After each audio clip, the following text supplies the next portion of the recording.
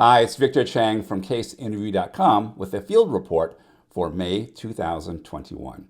So I wanted to share with you some of the things I'm hearing about from my various contacts at McKinsey, Bain, and BCG and other firms from around the world. So this is something that's really interesting. I'm hearing rumors of firms being understaffed. Too much work, too much client work because of government stimulus, because the economy has rebounded, and so forth, and not enough consultants to do the work. In short, the firms have underhired, is the impression that I'm getting. And this is something that I had speculated around and predicted would be possible back in March of 2020 at the start of the pandemic. So, for some context, back then recruiting really just froze. People between first and second round who had passed the first but had not yet had their second round were told to just pause. So they weren't rejected, but they weren't granted a second interview either. They were on hold. And my suspicion at the time was the world was in flux, a lot of change. It was uncertain how long the pandemic would end. And all the clients for the top firms would freeze their consulting projects and certainly stop any new ones. And the firms themselves would be uncertain of how many projects they'd have going forward. So they paused recruiting. And as is fairly common in a lot of these situations, I wondered and speculated that maybe they would underhire, right, to be conservative, to avoid having a financial obligation they could not pay. And at some point when the pendulum swung, they would not have enough staff and they would have to ramp up hiring. So one of the implications I predicted was that the firms would likely do some kind of off-cycle hiring or rely more on experienced hires to fulfill their staffing shortages. And here's why.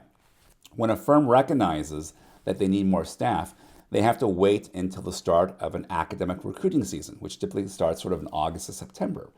They extend an offer usually by December of that year, and the new employee starts the following September.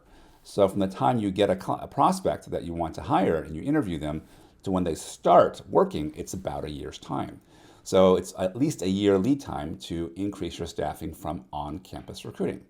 In most years, that's fine because the work is pretty predictable. It grows at a steady rate. You can build a forecast. You can expand your Excel model and figure out how many people you need. When there's a lot of change and flux, that's really difficult to wait a year to a year and a half to get more people on board.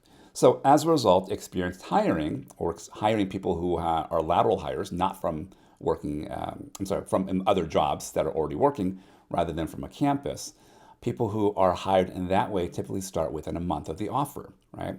So if I'm working at Goldman Sachs, I get an offer from McKinsey, I give notice at Goldman Sachs, I take a week off, I start at McKinsey a month later, right? So experienced hires and lateral hires becomes a way to supplement that kind of recruiting. So what I'm seeing is early indicators, not conclusive yet, but early indicators that at least some offices in some firms in some countries are looking at doing off-cycle hiring. This is very unusual. And most likely this would be lateral hires, people who are already working elsewhere. And so if you've been sort of on the fence, wanting to apply at McKinsey, Bain, BCG, if you asked me a year ago, I'd tell you, hey, wait a year or two, right? That's what I told people back in March 2020. And now we're kind of right around that time. If you've been thinking about it, you were on hold earlier, you tried earlier, and there's nothing happening because of the pandemic, now would be a very good time in May and June of 2021 to submit your application as an experienced or lateral hire candidate. My guess is that that pool will be the pool that's drawn from as staffing shortages become more evident in different offices. They're going to draw from that, hire people, and really get them in place within sort of 1 to 2 months. So I see that as an opportunity. I sort of predicted it might happen at the end of 2020, and I didn't see any signs that was the case. It looks like people is talking about it, and it's being considered, which is very unusual.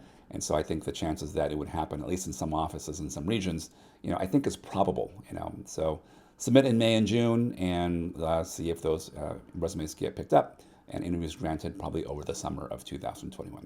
So that's my field report for today, May in 2021. Good luck. And as I get more information, I'll put up more videos and share what I'm hearing from my contacts out in the field. All right, take care. Have a great day.